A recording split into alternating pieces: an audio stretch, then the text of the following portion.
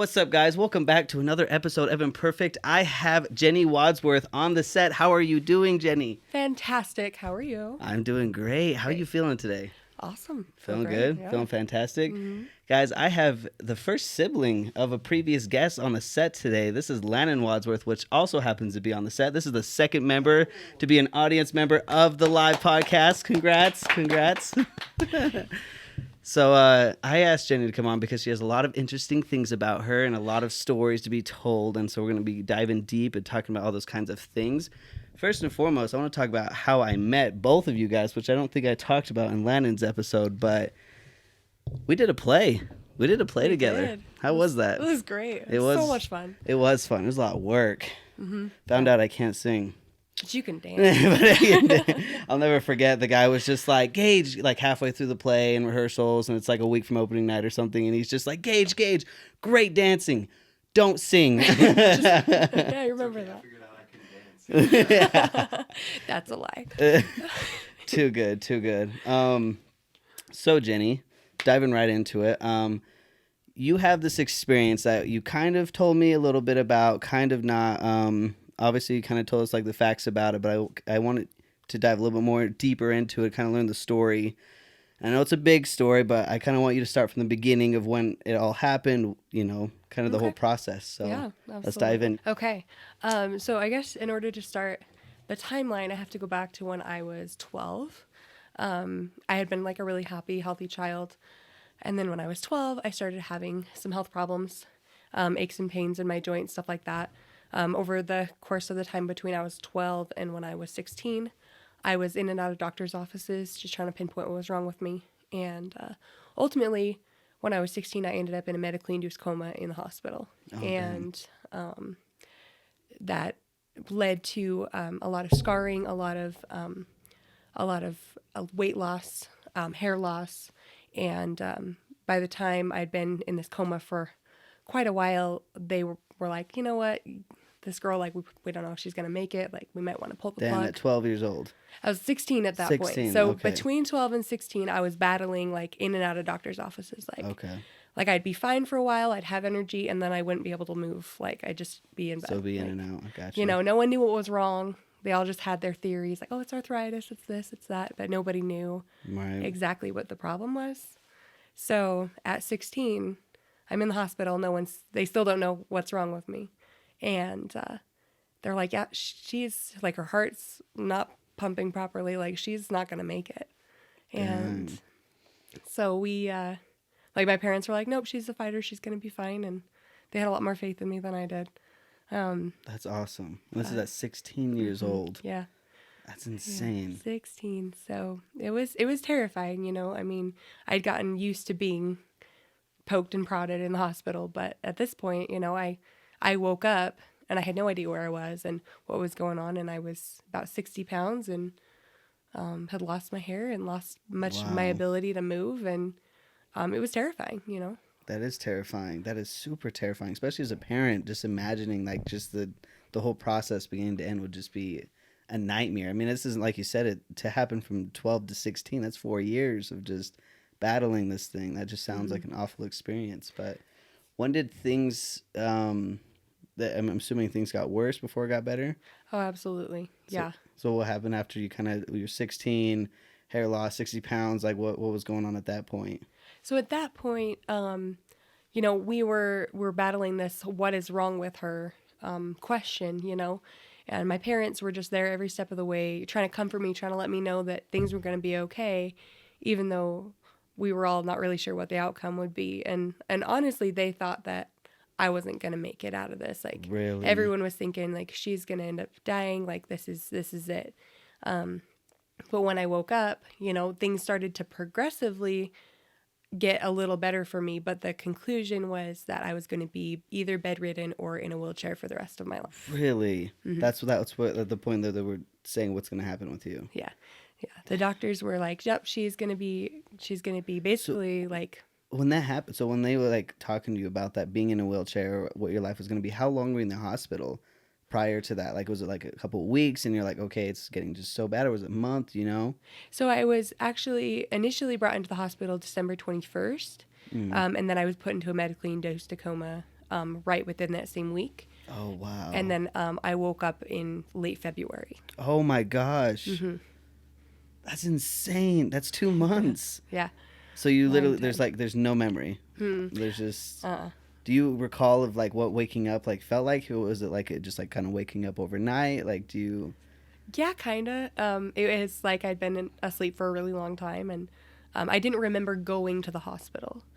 Even though I was coherent for that trip, I was like, I don't know why I'm here. I had no idea where I was. You know, I'm in this strange room, and I was like, I couldn't remember like the doctors around me. I'd met them. I couldn't remember them. Like all I wanted to know was, where are my parents? I'm like, where are my parents? Okay. What's going on? Like, Right. it was so scary. Yeah, that is super scary. At least that's the first people you ask for, Mm-hmm. and at least you woke up recognizing them. That's like a decent sign rather than waking up being like, "Who am I?" Yeah. You know. So.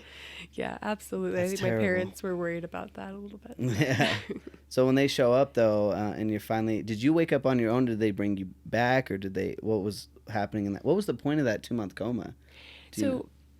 I woke up on my own, to answer your initial question, and then in the coma, they decided, because my heart was only pumping at 10% at the time, they determined that the easiest thing would be to put me on life support. So I had a breathing tube, a feeding tube, and they figured that would be the most chance for me to survive this. The best chance would be to put me in this coma. But as time went on, they started to doubt I would ever wake up. Wow, that's insanity. So it's this battle of going back and forth. Were you guys seeing multiple doctors, or was it kind of like the same doctor? Like, how are you trying to like solve this thing? So we had been in and out of doctors' offices. We'd been to doctors in Pocatello. We'd been to doctors in Utah. And then ultimately we found this. I just ended up in the ER. Right. Because I'd been dealing with this for years, and everyone had an opinion, you know? Right. But ultimately it just reached this point where the ER was, you know, the best solution, even though like I had been doing all right on and off. This was pretty normal after 4 years. Wow. And we'd been to every doctor, you know, we'd taken any route we could think of to try to get me better. Right. But yeah, ultimately just ended up right in the emergency room. So. Right in the emergency room. So you spend 2 months there in the coma. When you wake up, what was the next step? What was going on at that point? So when I woke up, it was a really big conversation of, okay, what's the next step? Like, do we want to consider physical therapy? And if so, what are the goals? And the goal was really, let's get her into a wheelchair from this bed. And they said, if we can get her to the wheelchair, then we're happy. We're set. We've gotten her where we want her to be. And that's probably like the extent of where she'll get. Right. And that was the doctor's goals for me. My parents ultimately were like, she's going to be able to walk again. You know, we're going to get her there. But it didn't look good at the time. Right. You know, my muscles had atrophied from being in bed for so long. And so. That's a nightmare. So how long, so when did you get out of the bed? Because it was a struggle, but did you ever get out after some time, or? Yeah, it was like the first time they ever sat me up in bed, it felt like I was on a roller coaster. It was just crazy. And then so I'd sit up in bed and started working my back muscles that way. And then so they slowly built you up. Yeah, slowly got me into a wheelchair that I couldn't push myself. And then eventually from the hospital, I went to rehabilitation, and that's where they worked on my arm strength, getting me to be able to push my own wheelchair. And at first I couldn't even feed myself, you know. It was difficult for me to even move my arms. So were you conscious? Like, were you aware of like all this is going on? Mm-hmm. Or were you, okay, so you were conscious. It was just like mentally you were there, but physically you were not. Yeah. Mm-hmm. Dang. And I even when I was in my coma, like I reacted to my parents' voices a bit and things like that. And then once I came out of it, it was like my body couldn't do much, but my mind was very aware. Like I was very aware of what was going on. I was scared. I felt the stress of my family. I felt the stress of the doctors. You know, it was really difficult to not be able to do anything about it. You know.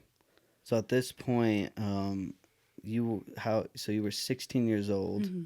How old was Landon at this point? Landon was 12. Yeah. So do you remember any of this? Oh yeah. A lot of it. So like I was about to say, you say your family was there? Was that kind of like Because in the times I've witnessed loved ones being sick or unwell or passing away, to put it blankly, is a lot of the time we always did this thing where, and it's very common, is someone's always almost there. Mm-hmm. Was it similar with you, that someone was always trying to be there, especially with the amount of siblings you guys have? I think, how many siblings, by the way? 7. 7 kids. 7 kids in total. Mm-hmm. Yeah, 7 kids in total. This is 2 out of 7. We're gonna get all of them. But yeah, that's crazy. So I can't imagine what a nightmare it'd be having to just deal with all this, mm-hmm. and to try to get that physicality, I don't know what the correct term is, but to get that back, but mentally be aware, it must be just like frustrating in the same right as depressing and hard, you know? Yeah. It was really hard because as a child, I mean, Landon can attest to this, we used to run around and just do anything and everything we could think of. You know, we were very adventurous kids, and I am definitely a free spirit. I like to do my own thing. And so it's really hard to be confined and being told what I can and can't do. Right. And the doctors are saying, you're never going to walk again. You're going to be in a wheelchair. And I'm just sitting here going, I don't want that life. That's awful. I'm like, no, that's not me, you know, that's and awful. Feeling absolutely helpless in it, just trying to figure out how I can possibly overcome that, and feeling like I never could, you know? Right. I don't even know why the doctors would say things like that. Obviously they were wrong, you know? So it's like, you feel like as a doctor, you can be realistic, but it's like, gotta be inspired at the same time. You know mm-hmm. what I'm saying? Like, it's awful. Yeah, it was, I mean, I think that they were trying to maintain that sense of realism, you know, and trying not to get our hopes up, but at the same time, like, you know, where it's amazing what we as human beings are capable of doing. Yeah, so, big fact. Yeah. So when you went to this what do you call it, rehab, mm-hmm. how long were you there? I was in rehab from, March to the end of April. Wow. End of April. So almost 2 months in rehabilitation. And it was kind of about just becoming self-sustaining in a wheelchair, being able to push myself, being able to reach the counter and be able to cook. And you know, it was just kind of about like, hey, this is probably going to be your life now in this chair. So we just need to get you, like, they had a goal weight for me. Right. And they said, once you reach this weight, and once you're able to kind of take care of yourself, then we'll be able to send you home. Damn, that's crazy. So when you finished up at the rehab, were you still in the wheelchair? You haven't gotten mm-hmm. out of it at this point yet, not right? yet. No. So when you leave the rehab, what was going on after that? So that was a challenge. That was definitely a challenge, because it was time to go back to real life. You know, within the walls of the hospital and rehabilitation, it's very much about, like, these doctors are there to help you. They understand what you've just been through, and your family surrounds you all the time. And then it was going back to trying to be a teenager again. Right. You know, a 16-year-old who's confined to a wheelchair, who has not always had that life. And like I had mentioned before, I'd lost my hair. I was at this point on steroids and medication. And it really messed with my emotions. And so at this point, I'm trying to figure out how to adjust to being in this chair, how to be a normal teenager, am I ever going to have a normal life? Like, am I going to be in this chair forever? Is anyone ever going to want to date me? Like, there's all these questions in my head, mm-hmm. and I'm sitting here going, I don't know if I can do this. Right. And it started to create a kind of bitter streak within me. I started to resent the hospital, or resent, like, whatever this illness was. I was frustrated by it. I was like, this isn't fair. And I just started to become this bitter person. Right.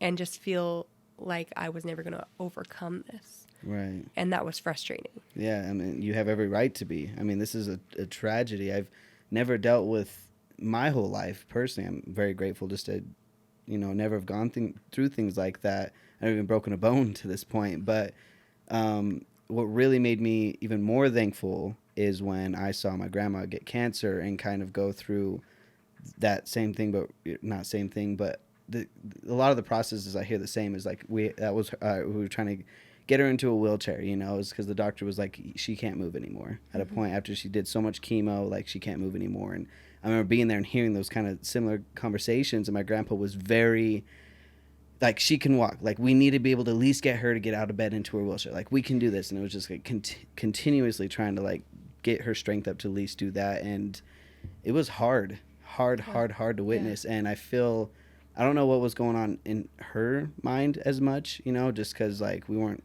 the super closest. I'm more close with my grandpa, way more, but witnessing that was extremely hard, and it made me just like even more grateful of how things can change in so long. It was like 8 months ago, everything was fine. Grandparents were in Lake Havasu living their life.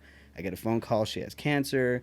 3 months later, she's back home on chemo. 3 months later, she's on hospice, and it was just like so quick, and it was just declining so fast. I couldn't even fathom. So I'm just, the thought of you being mad, that's understandable. Yeah, that's a terrible thing to go through, and it's just one of those.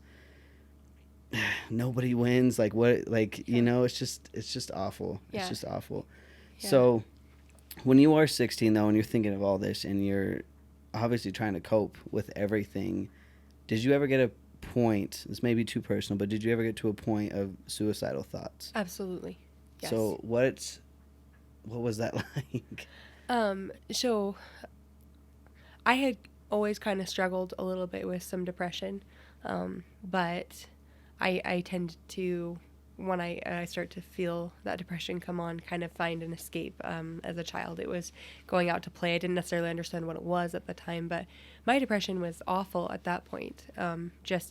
I found myself not wanting to get out of bed in the mornings, and at night I didn't sleep. It was all consuming. It was every day, you're not good enough. This probably happened to you because you're not the best person that you could be, or this happened because you are selfish. And then that would spiral to, you're such a selfish person. How could you like let this happen to you? Like, this is your fault.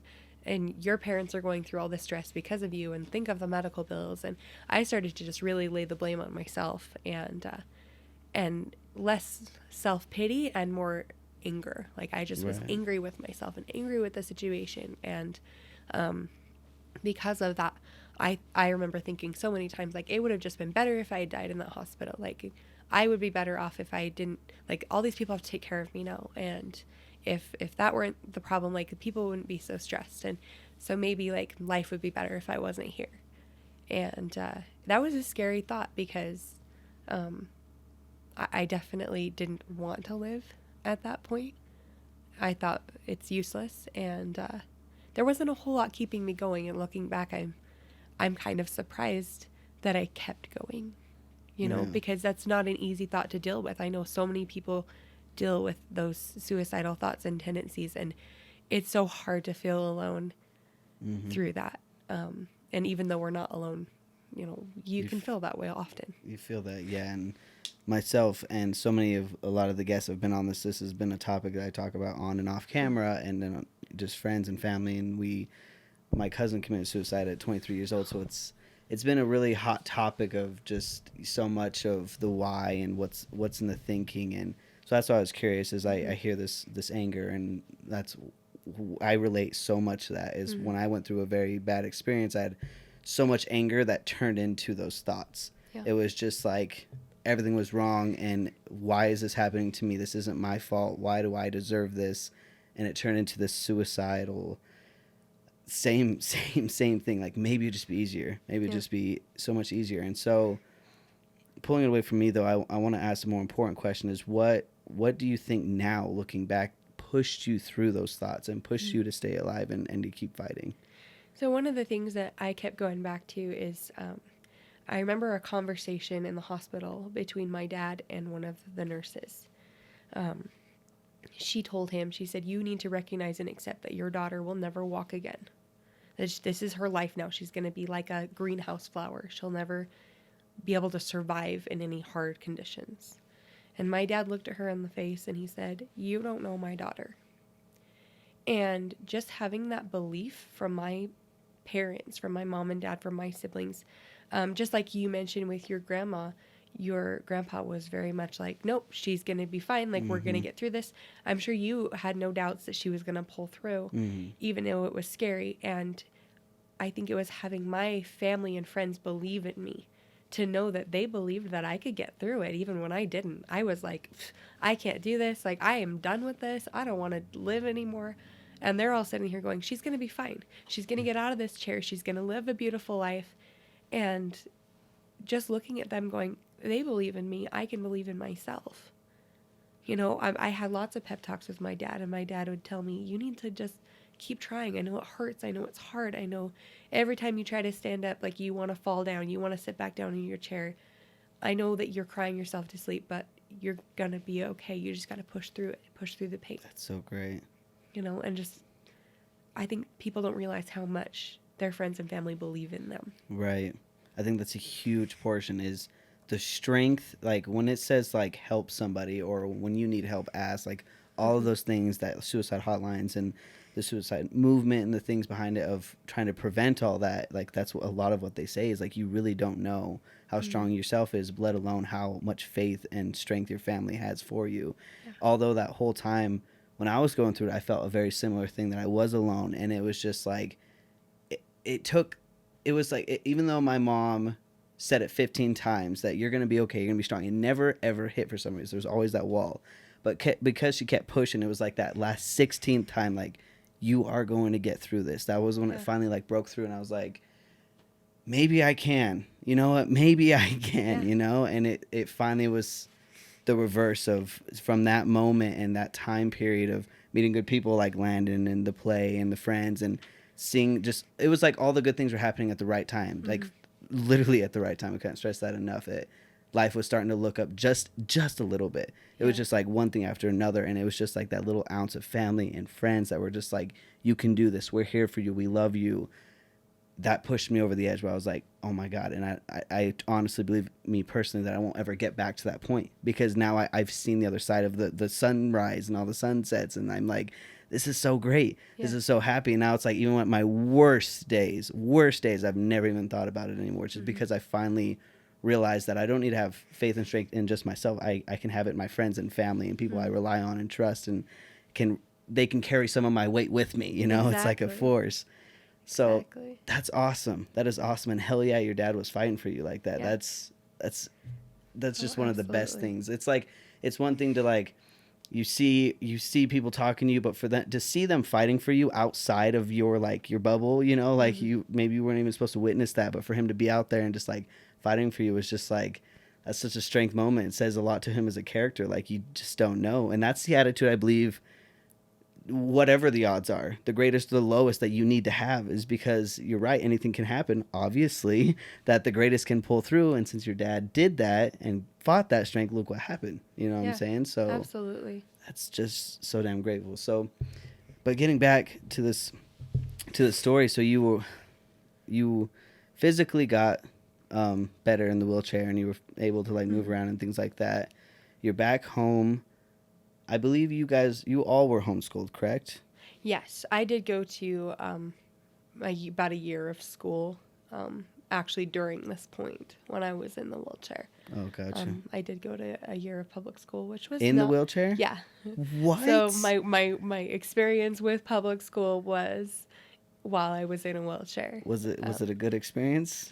Everyone was very, very kind to me, which was awesome. It was really hard for me to get that public school experience and to, you know, be around like everybody walking and like going on group dates and going to prom and like all this fun stuff. And I'm like, I wanted to be a part of it, and people really included me. But I definitely, it made me feel self-conscious, but that was just something that I had to work through on my own. And everyone had just been so kind to me. I couldn't have asked for a better experience as far as high school went. That's exciting. That's good. So you had people.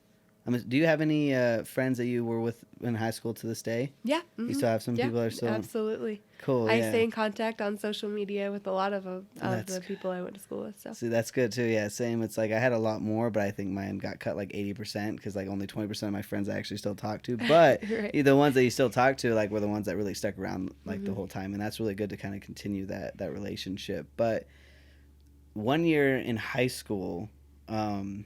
how long did it take you to finally get the strength to get out of the wheelchair? Was there some kind of amazing event, or did you build up to it? Like, what was the process of finally getting you out of the wheelchair? So, when I was dealing with trying to get out of the chair, I had what you'd call a sit to stand machine. You transfer from your wheelchair to the machine and basically pump yourself up by hand to standing position. and you would stand there and get your legs used to having your weight on them a little bit. It would just support you. Okay. I used that every day. Every day I'd practice walking a few steps, and that just slowly built. And I had made this goal. I told myself that before I left that high school, I was going to be able to walk down the halls of the school without that chair. And that was my goal. And I had also determined I was going to go to one of the school dances. I was like, this is happening. So heck yeah, I went to winter ball, and I walked down the halls of the school. I think it was about, I would say about 3 weeks before that school dance, and I just left my chair at home that day. I'm like, nope, I'm going without it. And I was tired. I was exhausted. It wasn't easy.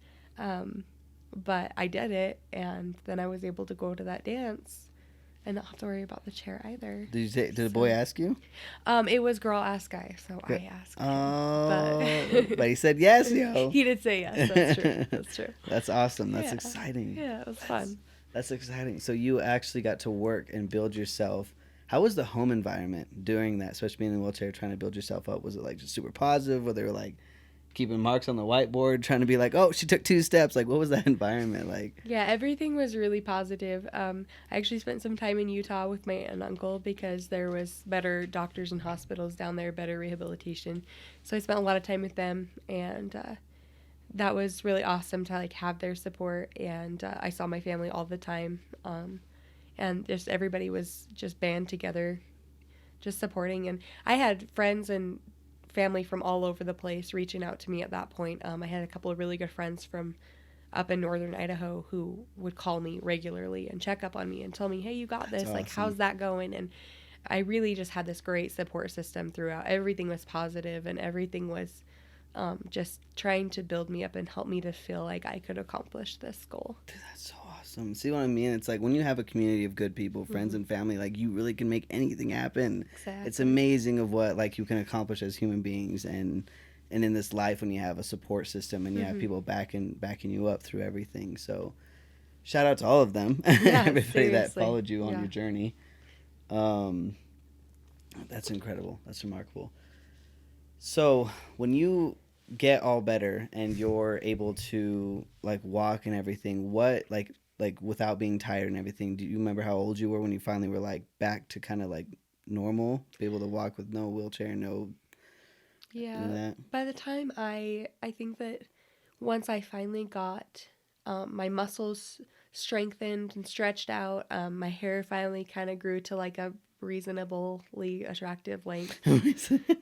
I can't pull off a pixie cut in case anyone's wondering. But I think I was about 18 and a half, 19 years old when everything really, I felt good about where I was at, and I'd finally reached like that strength. So 12 to 19, 19 and a half-ish. It's a long time. It's a long time to deal with this. So it's gone though. You don't have any more problems, no more issues. Yeah, so I found a specialist in Haley, Idaho, actually, and told me that it was a juvenile form of an autoimmune disorder that just attacks every major organ in your body till it gets to your heart, and that was ultimately what it was. Had me on medication until I was about 18 and a half years old, 18, 19 years old, and then I came off of medication, and I have not used it since. That's crazy. At 25, I've not looked back, and every time I've gone in for a checkup, I have a clean bill of health. So. That's so awesome. Yeah. Congrats, yo. That's so good. You fought through it, you know? And it's just like, this is just one of those stories I just like to praise so much, is because you had those thoughts. You had these bad times and these horrible, horrible times to go through. And then now that you do, like, you made it on the other side, and life is amazing, and you're doing all these great things like Miss Idaho and all these other things that we'll talk about later. But I just want to congratulate you so much, because I know it must have been traumatizing, terrible, horrible thing to go through, but thank God you made it through, because now you're here and you have another how many years, you know, to live greatly, you know. Well, thank you. Heck yeah. It's been a process, and I want to mention that I even like up to that point of 18, 19, 20 years old, I was still quite bitter about what had happened. I wasn't necessarily, I would say that the determination that it took to get me out of the chair, that stubbornness was very much there.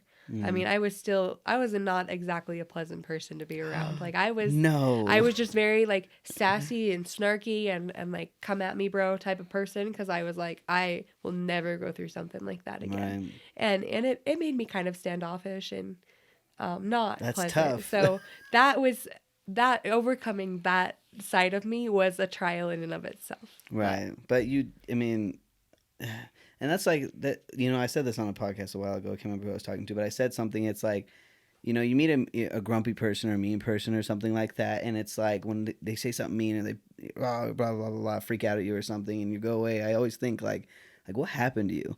You know, like there's something in that person that really hurt them, or they went through something that just made them feel pain that they don't want to feel anymore, and they just let the anger come through, or the just whatever they could feel to not feel that pain or whatever it may be to kind of whatever. So, and it's just crazy because, and another thing, timeless, I'm just having a couple ideas here. Like another thing is, it's like, I was thinking, like I was telling a guest that I had last time that I may be a bad guy in someone else's story, right? I like to think that I'm this genuine happy guy that's like all blah blah blah, and I feel like just a good guy, birth to now. But I know that there's times throughout my life I probably wasn't the nicest guy, or maybe I was going through something and I hurt, like especially through high school, I hurt a lot of girls' hearts and things like, so I made a lot of mistakes that don't really fathom to me. It's like, oh yeah, whatever, but it may have hurt them 10 times as full, and they may hate me for it. It may make a part of anger in their soul that will forever live because of maybe something I did or something. And that's hard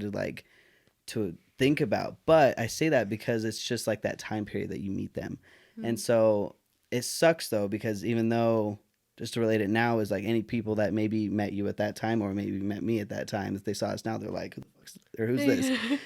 Okay. Who is this? Like, this happy person. This is not this like mean and hurtful, but it's crazy to think about that. But what do you think like really switched that attitude of instead of being like the world, to finally like be positive about it? I think that from the time I was 12 to the time I was 19, the person I looked out for most was number one. Like it was me. Yeah. Because I had no choice. Like I was sick and I was dealing with all this crap, and so yeah, I tend to be the center of attention because of my illness. And I think when I finally started to overcome this, when I realized that I'm not the victim. Like I had to look around me and go, with 7 billion people on the planet, every person has a story. Every person has a trial. Very big facts. Yeah, and I'm like, okay, yeah, I had this thing happen to me. Let's talk about somebody who just lost a family member, like to cancer or in a car accident, or somebody who did find out that they will honestly never walk again. Or, someone that just lost their child. There are so many horrible things out there that we deal with, each person deals with, and they deal with it in their own way. And it's like my trial wasn't the begin and end all. Like it was just one thing. And it was very real to me and very real to my family. But it didn't mean that I could walk around with a chip on my shoulder, treating other people poorly, because that's not fair. Like you never know what other people are dealing with. Right, exactly. And I was also like, I'm going to just be this bitter person forever. Like I don't want to live like that. Right. So I could, affect myself and be bitter forever, or I could change that around and try to be positive and help other people. No, that's great. That realization speaks to your character a lot. A lot of people that can make that switch. I went through a very, very similar thing when I went through this terrible experience that took a lot of my life, and I felt the exact same way. I cannot relate to you any more so than now, because I felt the exact same ways. It's like, this happened to me, the world, F everything. Like I'm so mad, I'm so pissed. And it was that real, and I was a very creative person too, so I was always trying to think of like, how would I tell other people about my tragedy and my thing, and relate to everybody and blah blah blah blah blah. And then it was just years ago that, honestly, Landon, around that time with the stories that he's been through and things like that, was just, I'm not the only one. In fact, like you said, that's a brilliant way to put it. Is it's like, 1 in 7 billion people. This is not the worst thing. It is god awful that happened to me. It's god awful what happened to you, but that is not, like, there's, like you said, there's so much worse things to be. I'd rather have the experience I went through than be dead. Yeah. Obviously. You know, Yeah. I'd rather have the experience I went through than lose my mom, lose my brothers, lose my siblings, my friends, my family, my all those things. Like you're right, there's just so much that can be there. It's still not okay. And there's still so much in your soul that is just, it's hard, you know?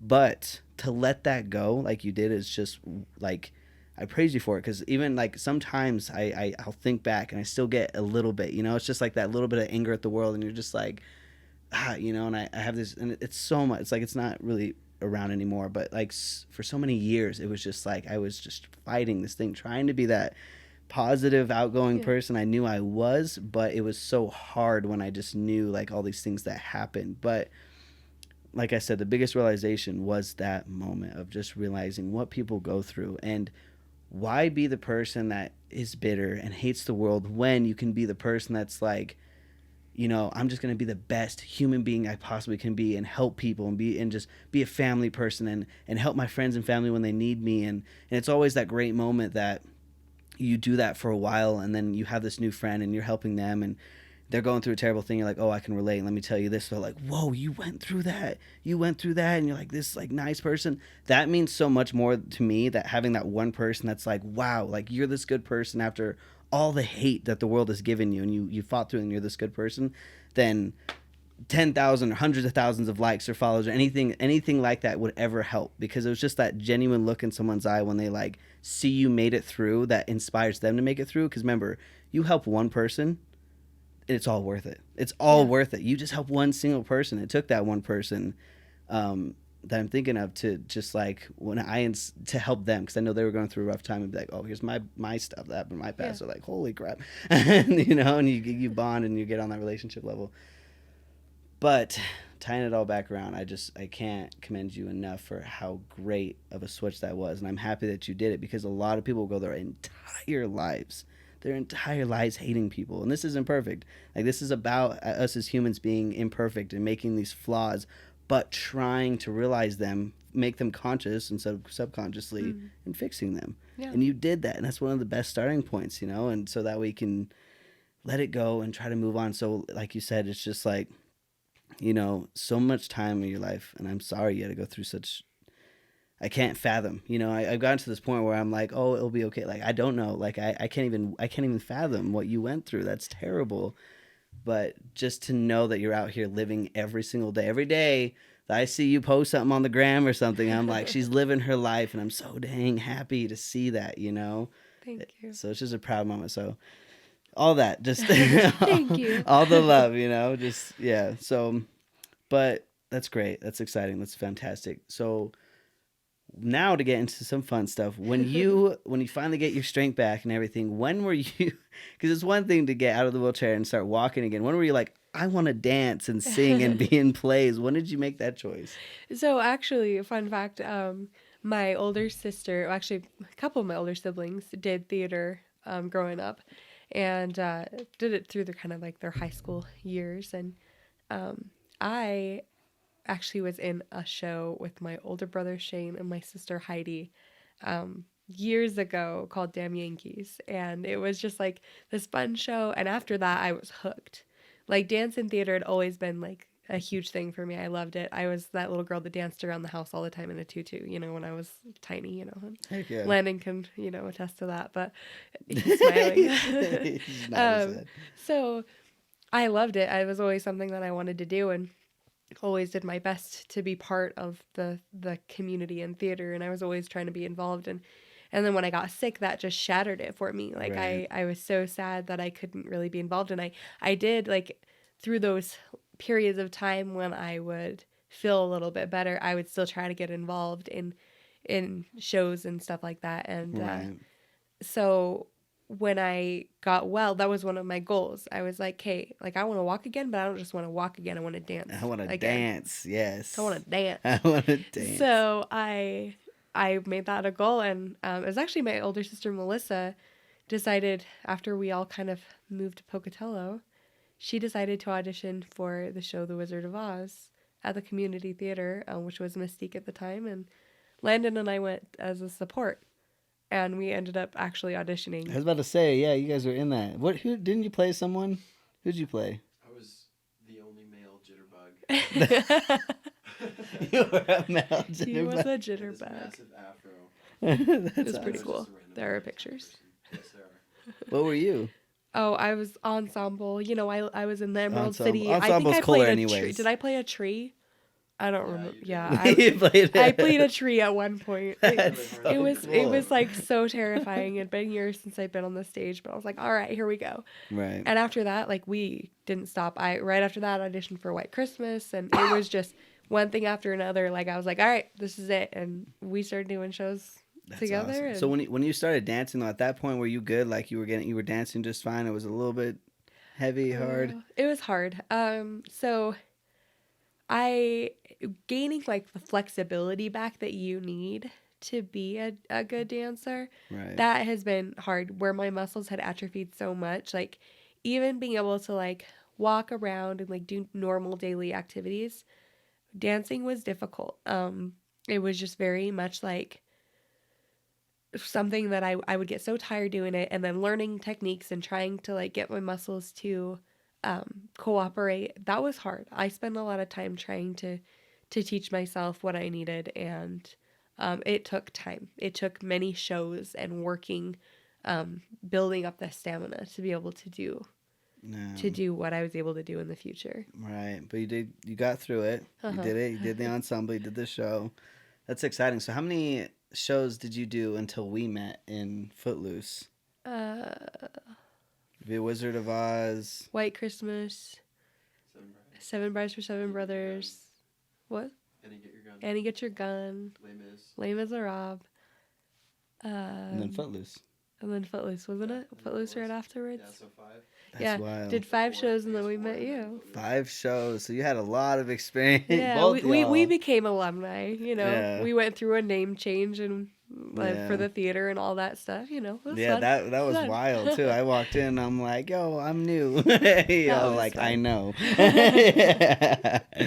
It was great. It was a great time. It was good. It was awesome being a part. I mean, that was my one and only play, and man, is that a lot of work. Mm-hmm. You go to a play and you're like, oh, this 2-hour show is like so fun, and then you're like, yeah, it took 8 months to set up. Yeah, all know? the rehearsals and sweating and drama. Yeah, and the drama, that's the best part, is the Exactly. drama. Yeah, so that's wild, but you actually got to pull together and do some shows, which is exciting. I mean, you've reached your goals, you know what I'm saying? You walked during high school, you got to go to prom, you got to be in some plays, like you did all those things. It's exciting. It's so good to hear the success stories. So when you finally did all that, though, how did that like help you transition into Miss Idaho, or how did that come about? Yeah, so I always loved performing and being on the stage. That's just always something that I enjoyed. Through theater, you know, I was learning self-confidence, learning to just be okay in my skin. I had a lot of scars from being in the hospital. You know, when you're in bed that long, it's going to take its toll on your body. And so I definitely have some pretty deep scars that are just pretty prominent. You know, people notice them. And, oh, dang. And I had to be comfortable in my skin, had to be like, okay, I accept these. I accept that this is who I am. Theater helped with that. Good. And then after I kind of stopped performing for the community theater as much, you know, it just became busy and kind of phased out. New group of people came in. Theater changed its name, changed ownership and all that. And I just found myself not performing anymore. But I actually had a friend of mine reach out to me and said, she was like, you would be a fantastic candidate for Miss Idaho. She's like, I hope it's okay that I've taken some of this information down. Like, I've taken your information. Is it okay if we like submit this? She's like, this would be completely up to you. And she just was like, I heard about this and I think you would be great. Awesome. So I was like, okay, you know what? Like, new experience. Why not give it a try? I didn't think it was going to go anywhere. But ultimately ended up doing an interview process. Spoke with Maureen Francisco. She's the director of pageants in the area, and she determined that she wanted me to come and compete and represent Bannock County. This was 2 years ago. Oh my gosh. So I worked really hard and competed as Miss Bannock County, and then this last year competed as Miss Pocatello in Miss Idaho again. So. That's so wild. So what is it? What does it consist of? Like, what is Miss Idaho? So it is each county or town within Idaho has a representative, or sometimes if it's a larger like town like Boise, they have a couple of representatives come down, and it's a series of, basically it's swimwear, evening gown, and interview portion. And it's who's going to be good at representing our state. So you'd go in front of the judges, you answer some questions, they judge you based on fitness and all over physique for the swimwear competition. Evening gown is poise, and then obviously they're looking for somebody who would be able to be diplomatic and has a great purpose for wanting to represent Idaho. Oh, cool. So for me, when I decided to compete, at first I was like, well, this could be fun. And then ultimately it was, well, I want other girls with some insecurities, because, I mean, heavens, right. we all have insecurities. Everybody right. does, you know. Big facts. You're good.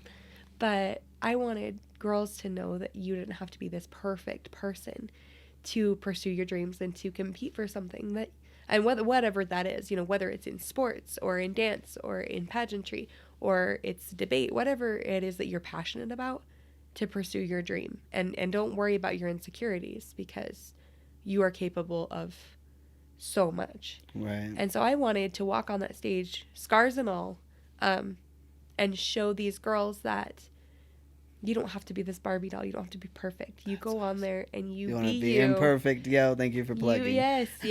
Be yourself. Be your imperfect self imperfectly.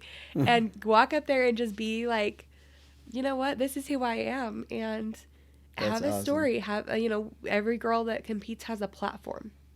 So, you know, there's, you know, fighting against sex trafficking. There's kids with disabilities, there's depression and anxiety, PTSD, there's all of these things that we women were fighting for. We each had something that we're like, if I take the title of Miss Idaho, this is what I'm working on. This is what I want to try to overcome, to accomplish, to take care of. Heck yeah. You know, and so pageantry has a stigma of being like these girls just walking around on a stage and flaunting themselves. Yeah. But it's so much more. These are beautiful, powerful women who have overcome a lot, who are educated, who are kind, who are compassionate. And they're all there with one common goal and one common purpose. That's so awesome. You know? See, that's what I'm saying. And like, it's just crazy. That's awesome. I love that. And I didn't really realize that too. That's what I was going to talk about. It's kind of, does it empower you? Does it like be a part of these things, to be kind of like, to back that up, or to back up these disabled people and disabled things in life? Like, is it so I guess this is my question. Is being a part of Miss Idaho, you think overall is doing a good thing? Yes, absolutely. For, you know, the greater purpose of, I guess, you know, what anything is for, is, you know, yes, to help humanity as a whole, you know? I do believe so.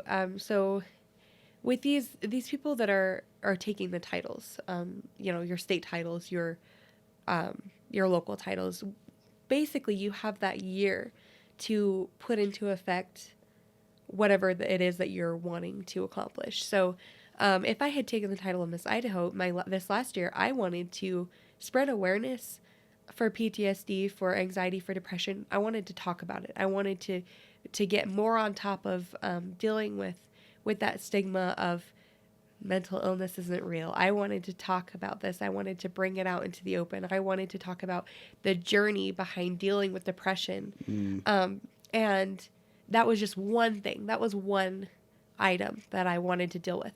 And you have that year. You're in front of cameras. You are representing your state. You're traveling, you're all over the place, and you have the media. You have the opportunity to take these issues that are important to you and important within your state, within your country, and really get it out there. That's awesome. So it's a platform. It is, absolutely. It's a platform so you can speak, because I mean, you're beautiful, I'll say, but it's even more beautiful to have this kind of thing, to be like, you know, like to take this platform and be like, you know, this is for this fun, you know, energetic kind of, not a talent show, but a pageant, you know, and to do all these things, but to also have this platform to be like, you know, this is who I am physically, but this is also who I am, like, mentally. This is this is what I stand for. And to be able to have that platform just sounds like an awesome way to just enhance that. Yeah, absolutely. So, did you win? Either of you? Damn it. I didn't win, but that's okay because honestly, like when you meet these women that you compete with, you build lasting friendships. I mean, I have met some of the greatest women doing these pageants, and both years that I've competed, the girl who took the title was just so deserving. And she had this beautiful platform, and she had, and each year I've just been so happy with who it was.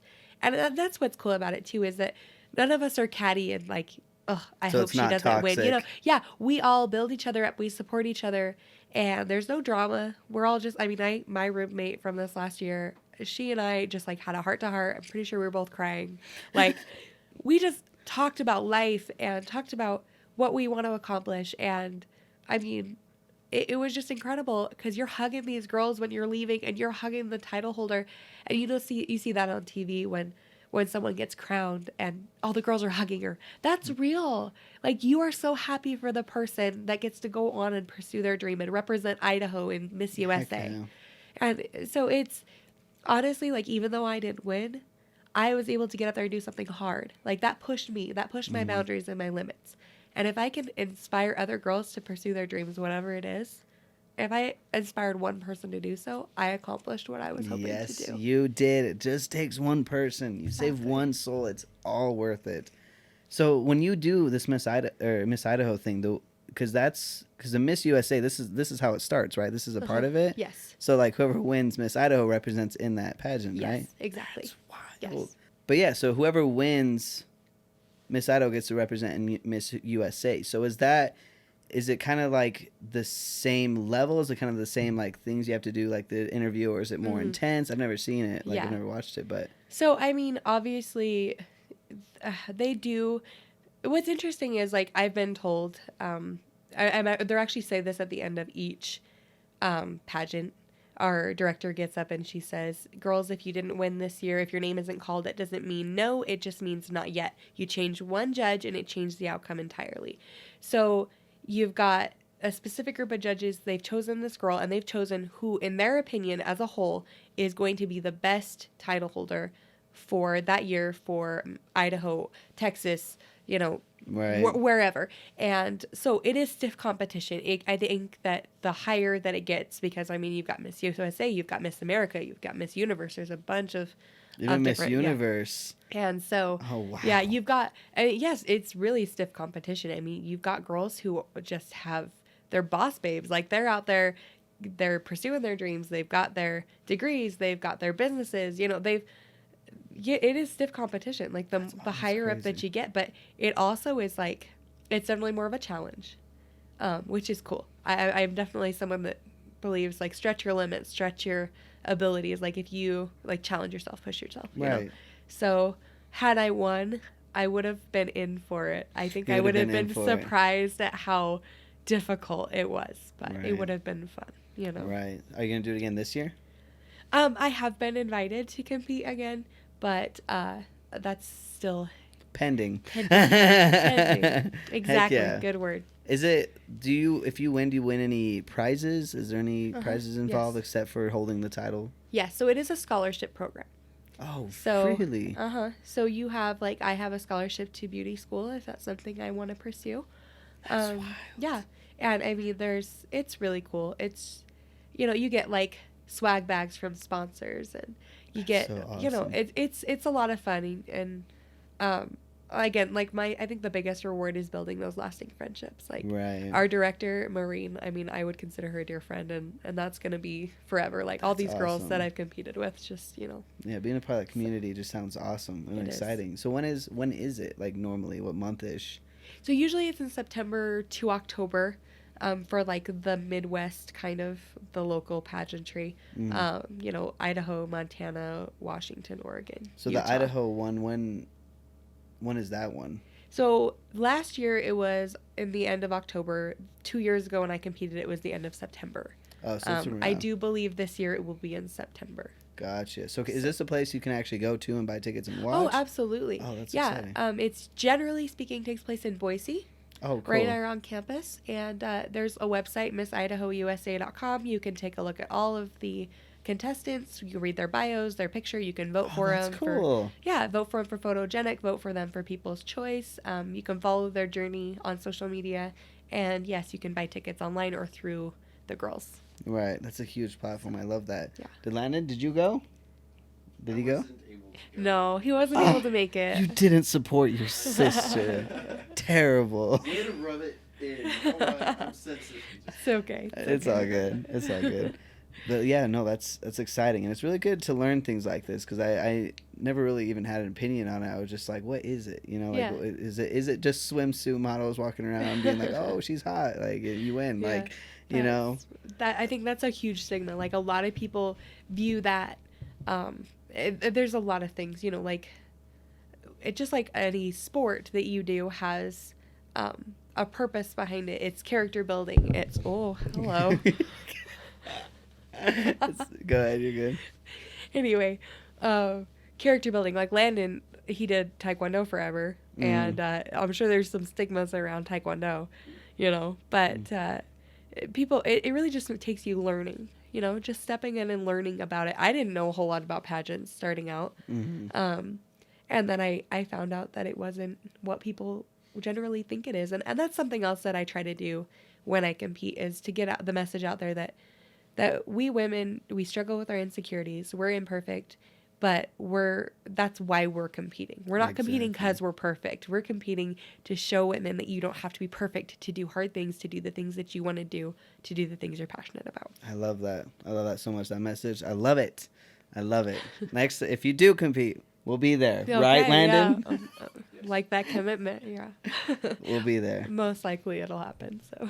That's exciting, though. And just to, you know, pull all back together, I just want to say congrats again. Like you pulled through. You are a success story. It's so good to hear these things. You know, it's just so good to hear someone that I was here and it was because of XYZ, to share those XYZs of what got me here. And that way, hopefully in those times when someone is going through something terrible or something awful, they can reach out for those things like friends and family. You know, I thought there was friends I could rely on at those times. And really, when they say family is forever, like it really was the family that was like, I'm here for you. Yeah. I had family that I never really talked to I was even close to that were like, yo, I heard about what you're going through and I'm sorry. Yeah. And that were like presented. And those things, those very small moments just mean so much in the end, you know? Yeah, they really do.